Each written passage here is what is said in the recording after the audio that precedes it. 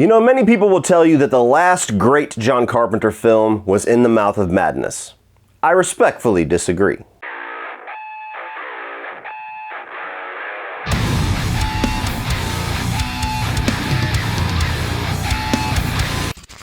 What is up, everybody? Welcome back to the John Carpenter review series, and we have finally arrived at John Carpenter's Vampires. We got 2 more films after this, Ghosts of Mars and The Ward, and then we'll be able to wrap this bitch up with that John Carpenter ranking that should have been done about 2 years ago, but shit happens. So John Carpenter's Vampires came out in 1998, and I remember vividly watching this for the very first time. I went to the video store. It was one of the few times that I remember my mom being around, and she had her own apartment, and she was having some friends over, like a little mini party, I guess, and I was just gonna be kind of over in the corner doing my own thing, watching movies. So I went to the video store, and I got The Faculty and John Carpenter's Vampires, which, let me tell you, that's a hell of a double feature. And the thing that I'll never forget about this film was, as an 8-year-old, I didn't know what the hell the word gory meant or what gore meant. And so I watched this movie, I really liked it, and of course I had it for like 2 days or whatever I rented it for. And so then the next day I took it back home and my dad looked at it and he goes,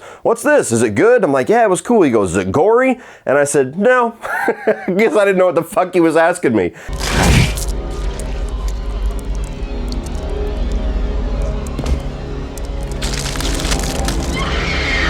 And then I remember, like, maybe 2 hours later, my dad comes into my room and he goes, "I thought you said that movie's not gory. That fucking dude just got split in half." I don't think it means what you think it means. So that, my friends, is the origin story of how Cody Leach learned what gore meant and what gory meant. And then eventually I graduated that to just saying carnage candy, just to simplify it for everybody. But yeah, this is a movie that I really liked as a kid, and I have maintained really liking it all the way up into adulthood. I think it's a solid argument that this is one of, if not the most underappreciated John Carpenter film, because even people that love John Carpenter, you never really hear them mention vampires. Even if they like it, it just kind of gets lumped into that forgotten era of 90s Carpenter flicks. Like everything after Prince of Darkness, In the Mouth of Madness, you don't really hear people mention too much. And for me, this is absolutely the shining hidden gem of that era. And basically what you have as a story here is James Woods is the leader of this group of vampire hunters that is commissioned by the Catholic Church, who are the only ones that know of the existence of vampires, to go out and just clear nests and start wiping them off the earth. And inadvertently, they come across the master vampire, the first vampire, the one that started it all, who lays waste to his entire team in the first 15 minutes of the movie, and just James Woods and one of the Baldwin brothers are left to save the world from the master vampire, who is right on the cusp of finding out how to become a daywalker. It keeps things simple. It's definitely a lower budget film that I think actually utilizes its budget well, and we'll get into that, but it's also one of those movies that I really appreciate in the vampire subgenre, that tries some different things, that twists the lore a little bit, that molds the rules of how vampires work and what kills them and what doesn't work on them, all the while bringing in this Western edge in not only the visual aesthetic, but the action and the score by John Carpenter that just gives it a really unique vibe. So while I'm pretty much showing all of my cards, I really enjoy this film, and now I'm going to tell you why. Starting off with the positives, I love James Woods in this role. Now, I can't think of another movie where he does a role like this, where he's kind of the action hero, he's the badass. He's usually a side character, or he's kind of a slimy guy, or I've seen him in a number of comedies and dramas where he kind of goes for that comedic, fast-talking, biting edge. And so I think this is actually proof that James Woods, for as great of a career as he had, could have done a lot more. To me, he was very believable as Jack Crow. He's definitely a badass, and I love his comedic timing all the way throughout this film. The way that he talks shit to vampires, to the master vampire, to his other crewmates inside of his little coven of vampire hunters. I just think he's hilarious. I mean, near the end of the film, where he's finally got this showdown between him and the master vampire, who just laid waste to his entire team a couple of days previous without even breaking a sweat, and the only thing he could think to tell him is, "How's that dick working after 500 years? Pretty good?" And even the way that he continuously beats the shit out of the new little assistant priest that gets put into their group to try to get more information out of him, I think is just gold. Can I ask you something? Yeah. I was kicking your ass back there. Did that give you wood? What? Huh? You get a little mahogany from that, a little ebony? Come on, tell the truth. So while I've heard some people, when we talked about this in 31 on 31 last year, some of my friends said they didn't really buy him in the role because they're so used to seeing him do other things. I think that James Woods is awesome in this role, and he's one of the shining stars of the film. I also think that Thomas Ian Griffith is awesome as Valak, the main antagonist of this film, the head vampire. Most people only know him as Terry Silver, the pretty much main villain of the Karate Kid franchise, and now Cobra Kai had a little bit of a resurgence here lately. But as much as I love Karate Kid Part 3 and Cobra Kai, I always think of him as Valak when I see him. I think that he's scary. I think he's intimidating. I think that he's got a little bit of that old school, like, suave, seductive nature to him. Even though vampires are not seductive whatsoever in this version of what John Carpenter brings on, they're almost like zombies with teeth to a certain degree. He maintains some of that suave charisma there that I think is really cool to have him stand out amongst the rest of the vampires in this movie. So I love what he brings. I think he's genuinely a great villain. And the rest of the cast is great too. Like, you got Daniel Baldwin, who's one of the lesser known Baldwin brothers, but I think he's really good here as James Woods' right-hand man. How do you like your steak, bitch?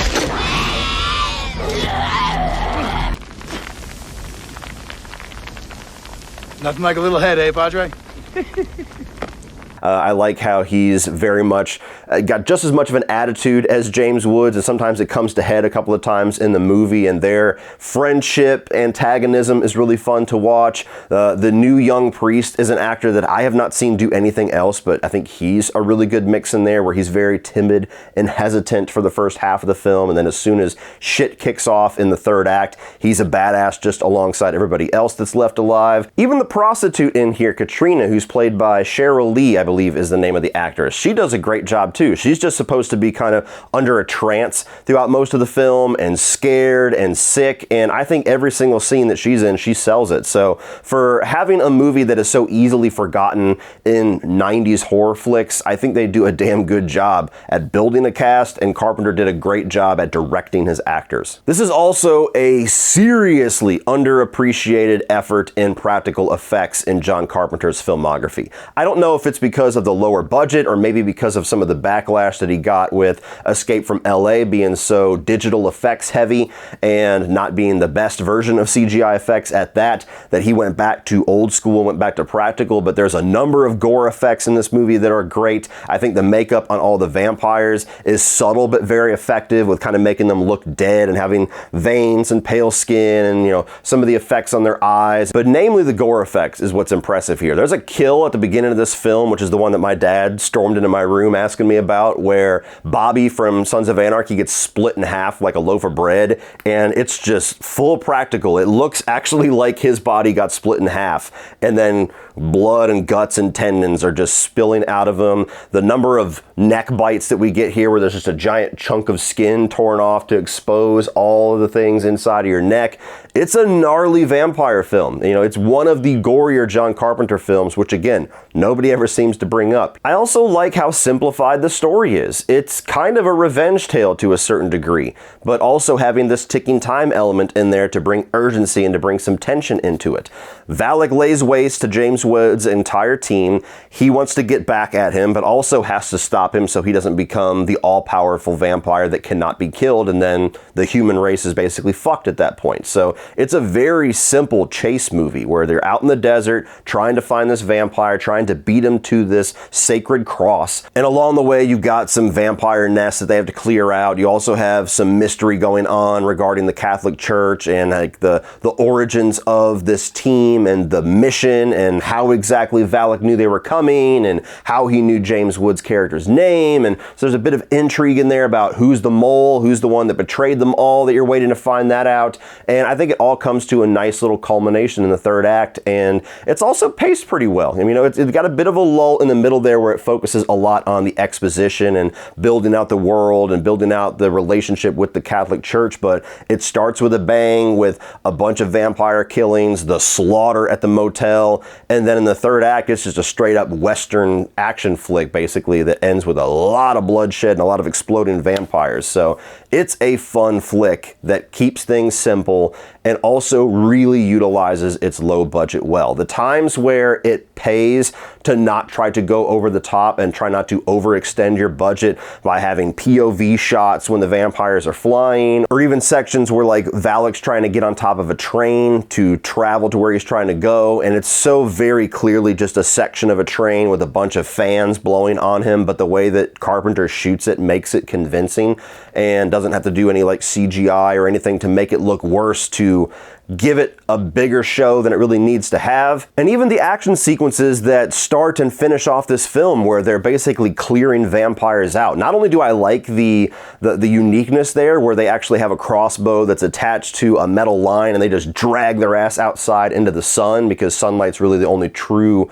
weakness that they have and the only weakness that master vampires have, but I also like the way that, again, they utilize that smaller budget here by just making them very tight-knit environments. They make them more tense. They make them a little bit more claustrophobic rather than trying to have this larger-than-life action set piece where it's just a house, a decrepit house, and you don't know what room the vampire is going to come out on, and there are all these little tight-knit hand-to-hand combat with stakes and everything else trying to get them out before you get bit. And then in the final act, it's all about an elevator, which utilizing an elevator to create the amount of tension that they do, like the vampire is going to take a chunk out of that priest's ass. It works. And finally, I do really like the score here. Again, like I said in the Escape from LA review, where they had a little bit more of a Western flavor in that movie's score, that carries over here. I think fits this movie even better because this is very much like a vampire Western action movie. And I really like the score here. I think that it's memorable. I think it's, again, one of the more underappreciated John Carpenter scores. It's not as iconic. It's not as something that, you know, is going to be stuck in your head like the Halloween score or Escape from New York or any of the absolute John Carpenter classics. But as far as complementing what is going on in the film, it's perfect. Now, with all that being said, I do love this film, but there are a couple of things that I do feel like could have been done a little bit better. So moving on to the negatives, one of the main ones is that there's an attempted like romance subplot that's very subtly kind of baked into the movie between Daniel Baldwin's character and Cheryl Lee's character, and I always felt like that was a bit underdeveloped. Like, it's essentially him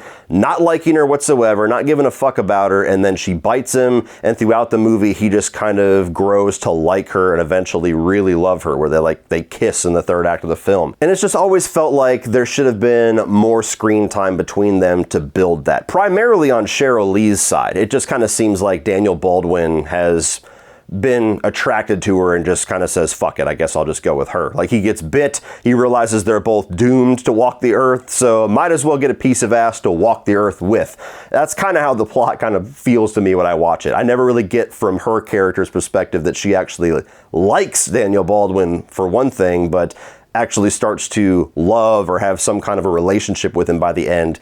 It just doesn't work. So it's a small element of the film. It doesn't distract you from anything. It's not like it's a glaring issue, but that's the one part of the subplot going on where I'm like, you could have done more with that, and actually would have worked really well as a way to send those characters off at the end. And it just kind of feels shoehorned the way that you did it. I also feel like I needed a little bit more of an explanation, or even just one scene showing what the vampires actually do, because it's kind of, you get the impression that they just hide out all the time. They just find a place to bunker down and wait to get hunted. And so you don't really get to see them out hunting people. You don't get to see them out pretending to be regular folks. Like, you don't really get an idea of what it's like to be a vampire in this world, aside from hoping James Woods doesn't knock down your fucking door.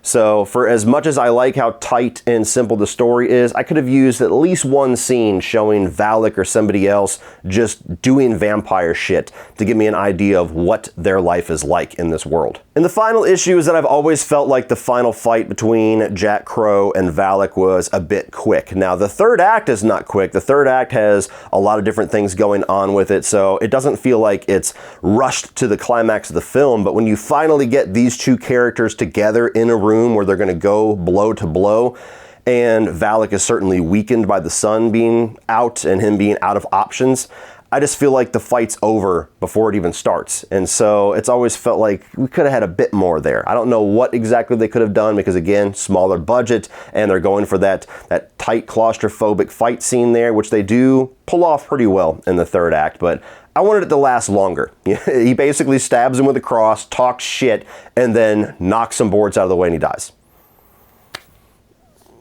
That's it?